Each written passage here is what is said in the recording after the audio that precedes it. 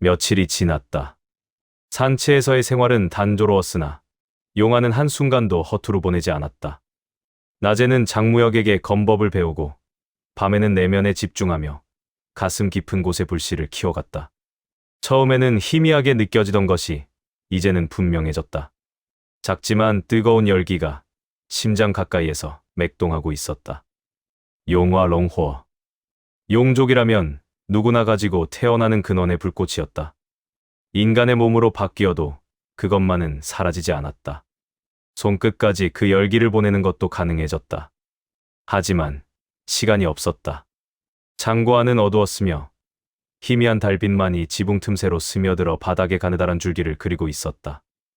용화는 벽에 기대앉아 눈을 감고 있었으나 잠든 것은 아니었다.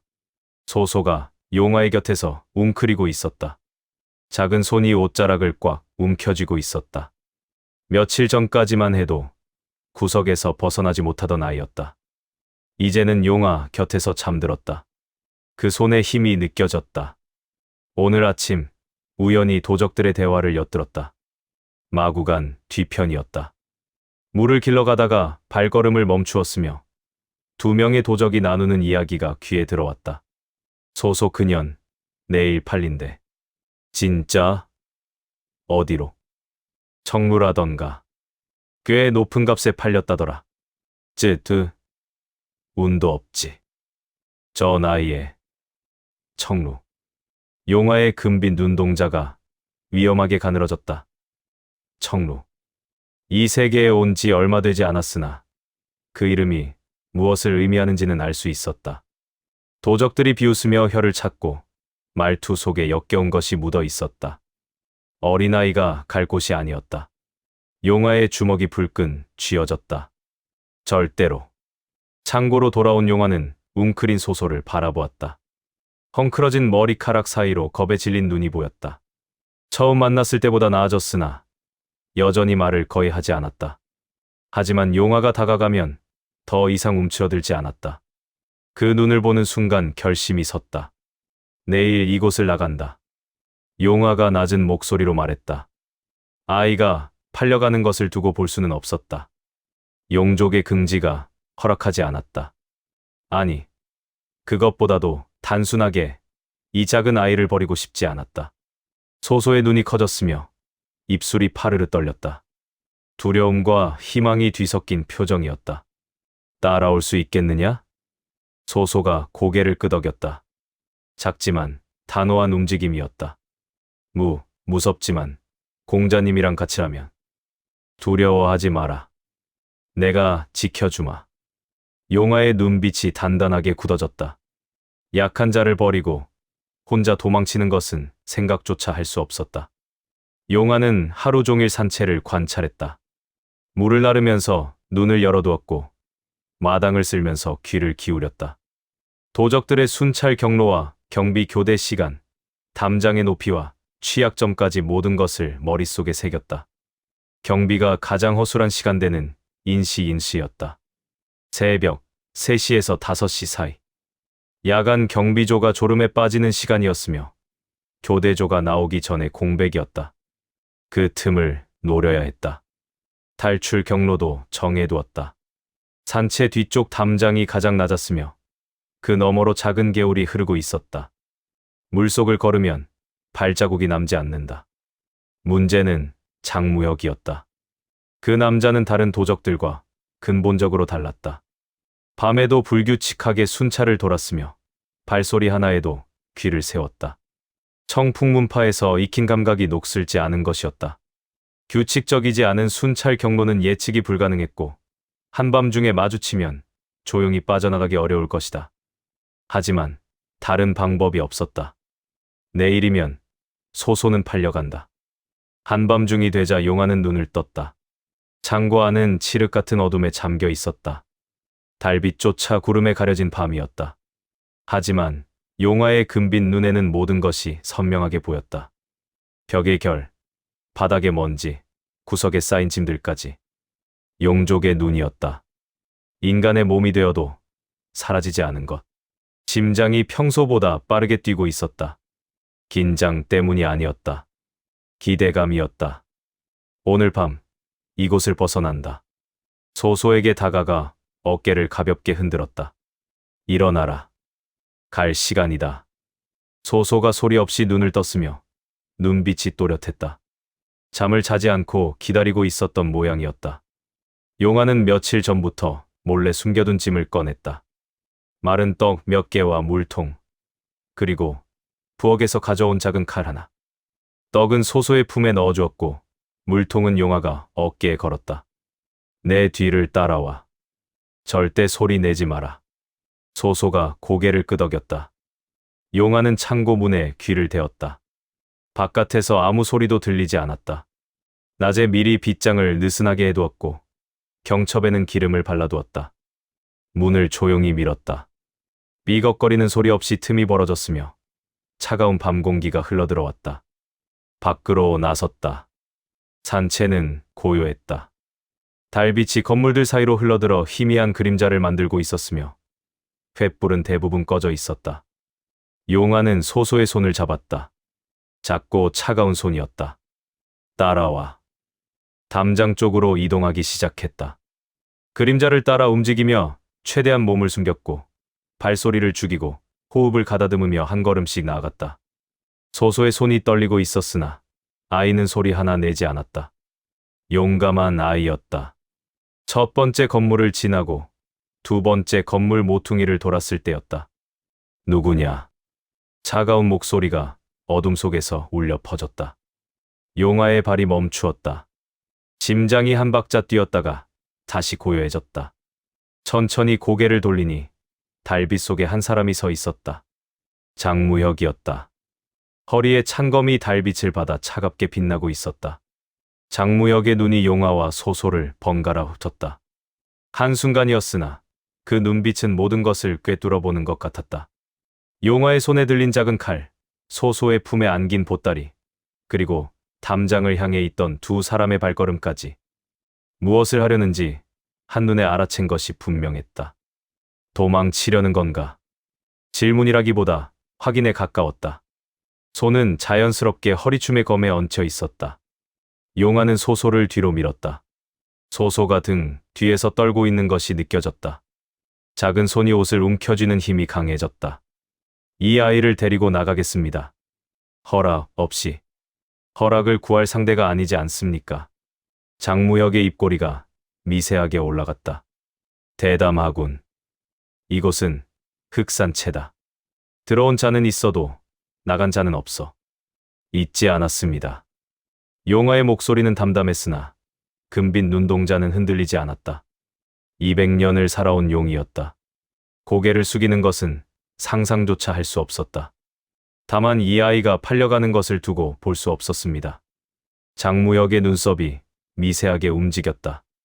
알고 있었나? 내일 상인이 온다는 것을 들었습니다. 그래서 오늘 밤을 택한 거군. 장무혁이 고개를 끄덕였다. 판단은 나쁘지 않아. 하지만 실행이 문제지. 그가 한 발 다가왔다. 둘 다 잡히면 어떻게 되는지 알고 있겠지. 두목은 나처럼 관대하지 않아. 알고 있습니다. 용화의 목소리는 흔들리지 않았다. 200년을 살아온 용족이었다. 어떤 상황에서도 쉽게 위축되지 않는 것이 용의 본성이었다. 그런데도 가겠다? 가야 합니다. 용화의 대답에는 망설임이 없었다. 뒤에서 소소의 작은 손이 옷자락을 움켜쥐는 것이 느껴졌다. 침묵이 흘렀다. 밤바람이 불어와 두 사람의 옷자락을 흔들었으며 달빛이 장무혁의 얼굴에 그림자를 드리웠다. 장무혁이 천천히 검을 뽑았다. 금속이 스치는 소리가 밤 공기를 갈랐다. 칼날이 달빛을 받아 차갑게 빛났으며 용화의 목을 겨누는 것처럼 보였다. 소소가 옷자락을 움켜쥐었고 떨리는 숨소리가 느껴졌다. 용화는 움직이지 않았다. 검을 뽑으셨군요. 내가 도망치지 못하게 막아야지. 그렇습니까? 용화는 천천히 자세를 낮추었다. 손에 쥔 것은 부엌에서 가져온 작은 칼뿐이었으나 눈에는 두려움이 없었다. 장무혁의 검법을 여러 번 보았다. 청풍검법 12초식 전부를 기억하고 있었다. 내공이 없으니 위력은 없을 것이다. 하지만 막아야 했다. 장무혁이 발을 옮겼다. 순간 그의 모습이 흐려지며 검이 용화를 향해 날아들었다. 청풍검법 제1초식이었다. 빠르지만 보였다. 용화의 몸이 반응했다. 본능적으로 칼을 들어 검의 궤적을 막았으며 금속이 부딪히는 소리가 울렸다. 팔이 저릿저릿하게 울렸으나 버텨냈다. 장무혁의 눈이 커졌다. 막았어? 용화는 대답 대신 물러섰으며 다시 자세를 잡았다. 한 번 막은 것만으로도 팔이 얼얼했다. 손바닥이 찢어질 것 같았다. 이것이 내공의 차이였다. 장무혁이 두 번째 초식을 펼쳤다. 빠르고 정확한 검격이었다. 용화는 본능적으로 막아냈으나 충격이 팔을 타고 어깨까지 전해졌다. 세 번째가 이어졌다. 검이 옆구리를 노렸고 용화는 간신히 몸을 틀어 피했다. 점점 밀리고 있었다. 막을 수는 있어도 반격할 여력이 없었다. 팔이 점점 무거워졌고 소나귀에서 칼이 미끄러지려 했다. 장무혁의 검에는 내공이 실려 있었으나 용화의 칼에는 아무것도 없었다. 네 번째 공격이 들어왔을 때 용화의 칼이 튕겨나갔다. 손에서 무기가 떨어졌다. 장무혁의 검이 용화의 목 앞에 멈추었다. 차가운 칼날이 피부에 닿을 듯 말 듯한 거리였다. 여기까지군. 장무혁이 낮게 말했다. 용화는 검을 바라보았다. 차가운 칼날이 목 앞에서 빛나고 있었다. 죽음이 코앞이었으나 이상하게 두렵지 않았다. 다만 소소를 데리고 나가지 못한 것이 아쉬웠다. 공자님. 소소의 떨리는 목소리가 들렸다. 울음이 섞여 있었다. 도망가세요. 저는 괜찮으니까. 조용히 해라, 소소. 용화가 낮게 말했다. 장무혁이 검을 거두지 않은 채 입을 열었다. 내가 청풍검법을 막아낸 것은 인정한다. 장무혁의 목소리에 묘한 감정이 섞여 있었다. 놀라움인지 아니면 다른 무엇인지. 한 번 보고 저 정도로 재현하는 것은 천재라고 해도 부족한 수준이야. 내 10년 수련을 며칠 만에 따라잡았어. 용화는 대답하지 않았다. 하지만 내공이 없으면 소용없어. 빈 껍데기일 뿐이지. 춤에 불과해. 용화는 조용히 고개를 끄덕였다. 뼈저리게 알고 있는 사실이었다. 내가 내공을 쌓으려면 최소 3년은 걸릴 거야. 그때까지 이 산채에서 버틸 수 있겠나? 버텨야지요. 그 아이는?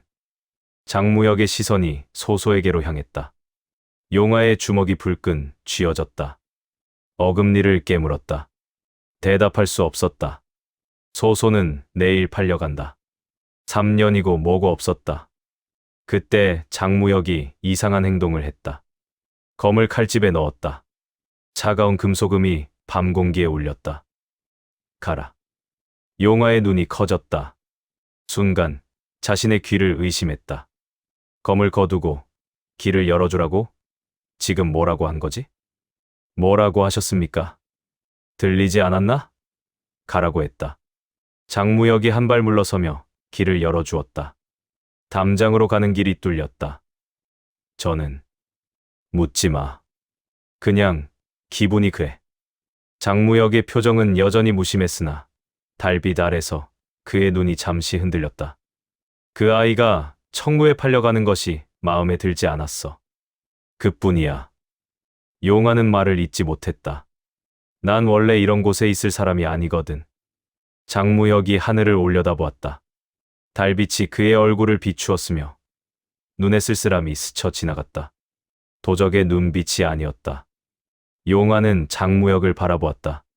단순한 도적이 아닌 것 같았다. 무언가 사연이 있는 사람. 청풍문파의 제자였다고 했던가. 감사합니다. 용화가 고개를 숙였다. 인간에게 고개를 숙이는 것은 처음이었다. 하지만 이 순간만큼은 진심이었다. 감사는 필요 없어. 대신 조건이 있다. 조건이요? 살아남아라. 그리고 강해져라. 장무혁의 눈빛이 날카로워졌다. 내 재능은 이 산채에서 썩기엔 아깝다. 이 중원 어디에서도 보기 드문 재능이야. 그걸 썩히지 마라. 용화는 조용히 그를 바라보았다. 언젠가 다시 만났을 때 제대로 겨뤄보고 싶군. 그때는 내 공을 채우고 와라. 용화는 고개를 끄덕였다. 약속하죠. 반드시. 장무혁의 입꼬리가 미세하게 올라갔다. 처음 보는 미소였다. 담장 너머 개울을 따라 내려가면 된다. 서두르는 게 좋을 거야. 그리고 그는 몸을 돌렸다. 아, 그리고 언젠가 청풍문파에 가게 되면 장무혁이 보냈다고 해라. 그는 더 이상 뒤돌아보지 않고 어둠 속으로 사라졌다. 용화는 잠시 그가 사라진 방향을 바라보았다. 장무혁. 그 이름을 기억해 두어야겠다고 생각했다. 언젠가 다시 만날 것이다. 그때는 오늘처럼 검 앞에서 무릎을 꿇지 않을 것이다. 소소의 손을 다시 잡았다. 가자. 담장을 넘었다. 낮은 담장 너머로 뛰어내리니 발밑에서 물소리가 들렸다. 개울이었다. 차가운 물이 발목을 적셨다. 물에 들어가면 발자국이 남지 않는다. 따라와. 소소의 손을 잡고 개울물 속으로 들어섰다.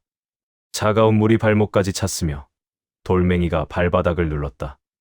소소가 작게 숨을 삼키는 소리가 들렸다. 하지만 멈출 수 없었다. 달빛이 물 위에서 흔들리고 있었다. 주변은 고요했다. 부엉이 우는 소리와 물 흐르는 소리만이 밤 공기를 채우고 있었다. 지금까지는 순조로웠다. 얼마나 걸었을까? 개울을 따라 한참을 내려왔을 때 뒤에서 고함 소리가 들려왔다. 도망쳤다. 창고가 비었어. 산채가 발칵 뒤집어지는 소리가 들렸다. 횃불이 여기저기서 켜지는 것이 보였으며 멀리서 개 짖는 소리도 들렸다. 소란이 시작되었다. 더 빨리 가야 한다. 용화가 소소를 업었다. 아이의 몸은 가벼웠다. 개울을 벗어나 숲속으로 들어섰으며 나무들이 빽빽하게 서 있었으나 금빛 눈은 어둠 속에서도 길을 찾을 수 있었다. 뒤에서 발소리가 들려왔다. 추격자들이었다. 횃불빛이 숲 사이로 얼핏얼핏 보였으며 점점 가까워지고 있었다. 저기다. 저쪽으로 갔어. 누군가 소리쳤다. 용화는 이를 악물고 달렸다. 배가 타들어가는 것 같았으며 다리가 무거워지기 시작했다. 200년 동안 하늘을 날던 용족이었다. 달리는 것은 익숙하지 않았다. 인간의 몸은 용의 몸보다 훨씬 빨리 지쳤으며 조금만 달려도 숨이 찼다. 땀이 등을 타고 흘러내렸고 심장이 갈비뼈를 두들기는 소리가 귓가에 울렸다. 하지만 멈출 수 없었다. 등 뒤에서 소소의 심장 소리가 느껴졌다. 작은 손이 어깨를 꼭 붙잡고 있었다. 공자님, 저 무거우면 내려주세요. 조용히 해. 가볍다. 거짓말이었다. 하지만 그런 말을 할 수는 없었다. 언덕을 넘었을 때 눈앞이 탁 트였다. 저 아래로 마을의 불빛이 보였다. 아직 새벽이라 희미했으나 분명 마을이었다. 멀지 않았다. 그때 앞에서 누군가 나타났다. 도적 2명이었다. 다른 길로 돌아온 것 같았다. 칼을 들고 길을 막아서고 있었으며 횃불이 비웃는 표정을 비추고 있었다. 잡았다. 이놈아. 용화의 발이 멈추었다. 앞에는 도적, 뒤에서는 추격자. 양쪽에서 조여오고 있었다. 내려줘. 소소가 작은 목소리로 말했다. 용화는 소소를 내려주었으며 아이를 자신의 뒤로 밀었다. 소소의 몸이 떨리고 있었으나 도망치지 않았다. 움직이지 마. 앞에 도적 2명이 다가왔다. 뒤에서도 횃불빛이 가까워지고 있었다. 사방이 막혀 있었다. 얌전히 따라오면 안 죽여줄게. 두목이 직접 처벌할 테니까. 도적 하나가 비웃으며 말했다. 어린 년은 어차피 팔릴 거고 넌 본보기로 쓰이겠지. 용화는 대답하지 않았다. 대신 가슴 깊은 곳의 불씨를 떠올렸다. 며칠 동안 키워온 그 열기. 아직 미약했으나 분명히 존재했다. 용화 롱호. 용족의 심장에서 타오르는 불꽃. 끌어올려야 한다. 지금이 아니면 안 된다. 용화는 눈을 감았다. 주변의 소리가 멀어졌다. 도적들의 웃음소리도, 횃불이 타는 소리도, 바람 소리도. 모든 것이 희미해지며 오직 자신의 내면만이 선명해졌다. 호흡을 가다듬으며 집중했다. 가슴 깊은 곳에서 따뜻한 기운이 맥동하고 있었다. 인간의 몸으로 바뀌어도 사라지지 않은 용의 본질. 용화 롱호. 며칠 동안 키워온 그 불씨가 심장 가까이에서 빛나고 있었다. 작지만 뜨거웠다. 그것을 끌어올렸다. 뜨거운 기운이 가슴에서 팔로, 팔에서 손으로 흘러갔다. 손끝이 따끔거리기 시작했으며 미약했으나 분명한 힘이 느껴졌다. 용화가 눈을 떴을 때 금빛 눈동자가 어둠 속에서 빛났다. 도적들이 움찔했다. 뭐야 저 눈. 용화는 땅에 떨어진 나뭇가지를 집어들었다. 뭐야? 나뭇가지로 맞겠다고? 도적이 비웃었으나 다음 순간 웃음이 사라졌다. 용화가 움직였다. 청풍검법 제3초식이었다. 장무역에게 배운 12초식 중 가장 빠른 것. 하지만 이번에는 달랐다. 단순히 형태만 따라하는 것이 아니었다. 나뭇가지 끝에서 희미한 빛이 일렁였으며 공기를 가르는 소리가 날카롭게 울렸다. 가슴에서 끌어올린 열기가 팔을 타고 흘러 나뭇가지 끝까지 전해졌다. 처음으로 내공이 실린 검법이었다. 도적의 칼이 튕겨나갔다. 뭐야. 도적이 비명을 질렀다. 손을 부여잡으며 뒷걸음질 쳤다. 용화는 멈추지 않았다. 제2초식, 제4초식이 연달아 펼쳐졌다. 2명의 도적이 차례로 쓰러졌으며 손목과 무릎을 노려 무력화시켰을 뿐이었다. 그들은 고통의 비명을 지르며 땅에 쓰러졌다. 뒤에서 추격해 오던 도적들이 멈추었다. 횃불빛 너머로 당황한 얼굴들이 보였다. 저놈. 기가 실렸어. 무공을 쓰는 놈이었어. 도적들이 웅성거렸으나 선뜻 다가오지 못했다. 동료 둘이 순식간에 쓰러지는 것을 본 터였다. 나뭇가지 하나로 칼을 튕겨내는 것을 보았다. 저것이 무공이라는 것을, 강호에서 무서워하는 바로 그것이라는 것을 본능적으로 알아챈 것이다. 용화는 숨을 몰아쉬었다. 온몸에서 힘이 빠져나가는 것이 느껴졌다. 아직 내공이 부족했다. 3번의 초식으로 거의 바닥났다. 더 싸우면 쓰러질 것이다. 하지만 길은 열렸다. 소소. 용화가 손을 내밀었다. 소소가 달려와 그 손을 잡았다. 두 눈이 휘둥그레져 있었으며 방금 본 것을 믿기 어려운 표정이었다. 공자님, 방금 그건. 나중에 설명하마. 가자. 뒤에서 도적들이 다시 다가오기 시작했다. 하지만 용화와 소소는 이미 달리기 시작했다. 언덕을 내려가며 마을을 향해 뛰었다. 다리가 후들거렸으나 멈출 수 없었다. 아직 끝이 아니었다. 마을에 도착해야 했다. 마을 입구에 도착했을 때 하늘이 희부옇게 밝아오고 있었다. 동쪽 하늘이 붉게 물들기 시작했으며 새벽의 첫 햇살이 산 위로 고개를 내밀고 있었다. 새들이 지저귀기 시작했고 마을에서는 아침 연기가 피어오르고 있었다. 뒤를 돌아보니 숲 너머로 산채가 있는 산이 보였다. 횃불빛은 더 이상 보이지 않았다.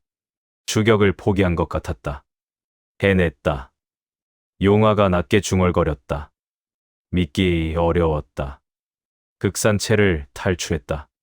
장무역의 검을 막아냈고 도적들의 추격을 따돌렸으며 소소를 데리고 여기까지 왔다. 다리가 후들거렸으며 온몸에 힘이 빠져나가는 것 같았다. 아까 끌어올린 기운이 반동으로 돌아온 것이었다. 아직 몸이 내공을 감당하기엔 부족했다. 3번의 초식으로 거의 탈진 상태가 되었다. 하지만 해냈다. 용화는 마을 입구의 돌담에 기대 앉았다. 숨을 고르며 하늘을 올려다보았으며 새벽빛이 점점 밝아지고 있었다. 소소가 용화의 곁에 다가왔다. 공자님, 고마워요. 처음으로 듣는 소소의 온전한 말이었다.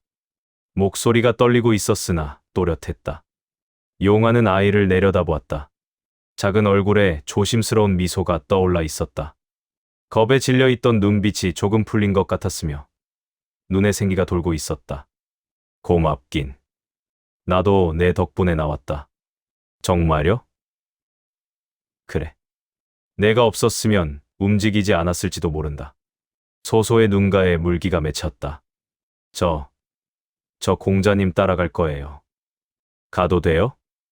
용화는 잠시 망설였다. 앞으로 어떤 일이 일어날지 알 수 없었다. 위험한 일도 많을 것이다. 용화 자신도 이 세계에서 살아남아야 했고 집으로 돌아갈 방법을 찾아야 했다. 드래곤의 세계로 돌아가기 위해서는 아직 갈 길이 멀었다. 하지만 소소의 눈을 보는 순간 거절할 수 없었다.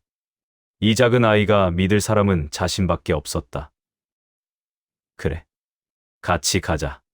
소소의 얼굴에 환한 미소가 떠올랐다. 반년 만에 처음 보는 미소였을 것이다. 새벽, 바람이 불어왔다. 차갑지만 상쾌했다. 자유의 공기였다. 용화는 마을 쪽을 바라보았다. 일단 이 마을에서 쉬면서 몸을 추스려야 했으며 다음 목적지를 정해야 했다. 장무혁이 말한 청풍문파. 그곳에 가면 뭔가 알 수 있을지도 모른다. 무공을 더 배울 수 있을지도 모르고 이 세계에 대해 더 알게 될지도 모른다. 그리고 언젠가 집으로 돌아갈 방법도 찾을 수 있을 것이다. 가자. 마을에 가서 쉴 곳을 찾아보자. 소소가 고개를 끄덕였으며 두 사람은 천천히 마을로 걸어 들어갔다. 동쪽 하늘이 완전히 붉게 물들었다. 새벽의 첫 햇살이 두 사람의 등을 비추었으며 새로운 하루가 시작되고 있었다. 이렇게 용화와 소소는 흑산체를 탈출했다. 산체에서의 며칠은 용화에게 많은 것을 가르쳐 주었다. 이 세계에는 무공이라는 것이 있고 기라는 힘이 있다는 것. 그리고 강해지지 않으면 살아남을 수 없다는 것. 하지만 이것은 시작에 불과했다. 강호는 넓었으며 위험은 어디에나 도사리고 있었다. 그리고 용화가 보여준 기이한 능력은 이미 소문이 되어 퍼지기 시작했다. 금색 눈을 가진 청년. 한 번 본 무공을 그대로 따라하는 자. 나뭇가지로 칼을 튕겨낸 괴물. 그 소문은 산채를 넘어 퍼져나갔으며 점점 더 멀리 흘러갔다. 마을에서 마을로, 성에서 성으로. 강호의 귀에서 귀로 전해지며 소문은 점점 커져갔다. 그리고 어둠 속에서 누군가가 그 소문을 듣고 있었다. 재미있군. 낮고 느릿한 목소리였다. 말하는 자의 모습은 어둠에 가려 보이지 않았으나 두 개의 붉은 눈만이 선명하게 빛나고 있었다. 한 번 본 무공을 따라한다고? 붉은 눈이 가늘어지며 웃음을 머금었다. 찾아봐야겠군. 그 금색 눈을 가진 자를. 산채를 탈출한 용화와 소소. 마을에서 잠시 쉬던 중 이상한 소문을 듣게 된다. 금색 눈을 가진 청년이 한 번 본 무공을 그대로 따라한다는 소문. 그 소문은 예상보다 빠르게 퍼지고 있었으며 마교의 귀에까지 들어가게 된다. 그리고 그들이 움직이기 시작한다. 다음 화. 소문. 용화. 무림에 떨어지다 -3화끈.